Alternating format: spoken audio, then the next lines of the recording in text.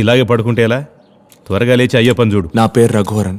నేను ఇప్పుడు మళ్ళీ వెరీ ఇంపార్టెంట్ పని లేనోండి. కొన్ని విషయాలు ఈ జన్మకు మారవు. ఒకప్పుడు పైనుండి ఒక అందమైన అమ్మాయి చూసేది, కానీ ఇప్పుడు అల్లుడు మన ఇంటికి కూడా కలిపి చికెన్ తెచ్చేసేవా? బోన్లెస్.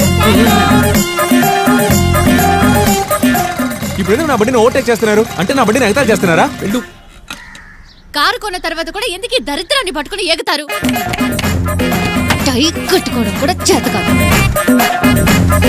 ఊదరా? నేను తాగలేదే. మరి ఊదరానికి ఏం మాయ రోగం? చచ్చడు పో. అంతా ఓకే సార్, కానీ పెళ్ళాన్ని ఎలా మేనేజ్ చేయాలో అర్థం కావట్లేదు సార్. ఆ టెక్నిక్ ఇస్రో సైంటిస్ట్లకు కూడా తెలియట్లేదప్ప. ఎన్ని రోజులు ఇలానే ఉంటారు? వేరే జాబ్ ఏదైనా ట్రై చేయొచ్చుగా? లేదు మేడం, జాబ్ దొరకడం కొంచెం కష్టంగానే ఉంది. నాకే ఇలా ఎందుకు జరుగుతుందో నాకు అర్థం కావడం లేదు. నా పని నేను చేసుకుంటూ పోవడం కూడా తప్పేనా? రఘువరన్, వసుంధర కన్స్ట్రక్షన్స్ ఇన్వాల్వ్ అయ్యారంటే కొంచెం కష్టమే.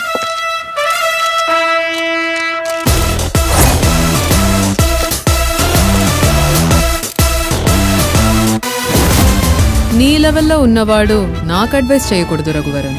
కార్పొరేట్ వరల్డే వేరు. It's a political game.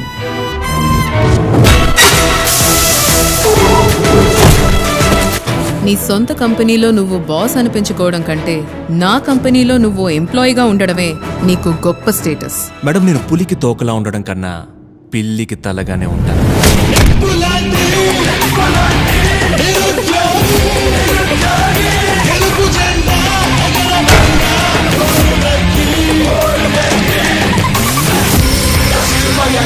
నా టార్గెట్ మీరు కాదు, రఘువరన్. ఐ లవ్ యూ మా.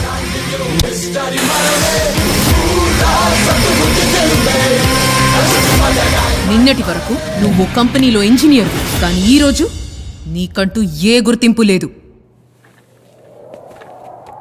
అమూల్ బేబే, మనకంటూ ఒక పక్కా గుర్తింపు ఉందమ్మా. VIP.